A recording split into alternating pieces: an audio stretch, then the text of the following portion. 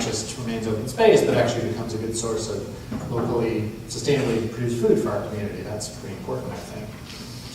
Wynne Krigler, whose photo you saw on the slideshow there, of the X-Diamond Ranch in Eager. She's formed a ranching heritage alliance, and she's done a lot of work in restoring her own ranch on the headwater of the Little Colorado, and bringing back the trout fishery there, restoring grasslands. Farrell Sakakaku, he passed away not that long after being interviewed, but all the hard work he did in seeing to the restoration and revival of the Hopi language and Hopi farming traditions.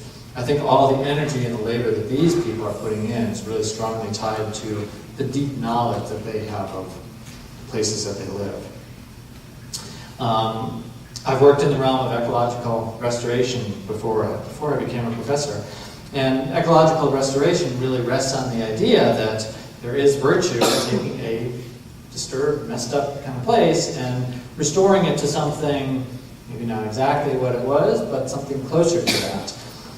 And AU is really involved in that, especially with thinning the ponderosa pine forest, overly dense ponderosa pine forests in the region, so that they're less subject to severe fires and bark beetle epidemics. So that's a great example of this kind of work. And that work succeeds in large part when we have a good understanding of what that past was like. We really need that understanding. So I'm not suggesting that it's necessary to live decades in a place in order to love it or to work to protect it. But I do think that at a time when environmental issues so often are divisive, because they separate urban dwellers from ranchers or skiers and Native Americans or agricultural and municipal water users, I think it's increasingly important to listen respectfully to those who have made a long practice out of observing closely. There may just be a way to find common ground somewhere after we do that listening. So I do think that the sustainability of the places we live, whether we're talking just about northern Arizona or about the whole world, is an increasingly big topic for all of us, increasingly important for everyone. Sharing stories based on the hard-won experiences of land is a big step in that direction. Okay, I want to leave you with one last thought about the importance of storytelling, which is that we're so driven by information these days, and data, and things we can look up, that we're tempted to divorce that content that's in stories from the stories themselves.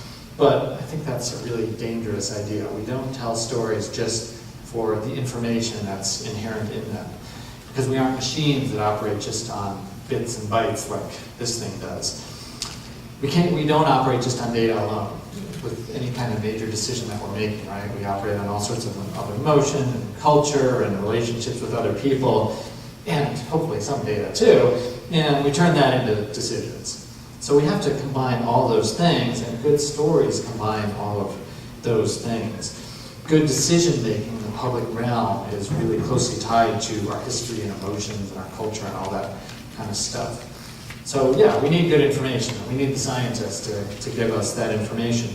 But we also need the stories so that we have a narrative, so that we can really understand our place in the place. That's really what binds us. So it binds us, those stories bind us to the places we live and also to other people. And by the other people, I mean the rest of you who are in this room and the many other people who aren't in this room but are living at the same time. And I also mean the other people who belong to this place who lived before us and aren't around anymore, or the people who aren't here yet but are going to live with the aftermath of our decisions maybe. We're all part of the same community. And I do think that at this time in history, we're living at a time when splitting into all these splinter groups is a dangerous thing to do. We really need to work to find the common ground because of the big issues that we face. So I'm going to be happy to answer some questions after this, but before that, I do want to leave you with a quote from great writer Barry Lopez. If stories come to you, care for them, and learn to give them away when they are needed. Sometimes a person needs a story more than food to stay alive. That's why we put these stories in each other's memory. This is how people care for themselves. All right, thanks very much.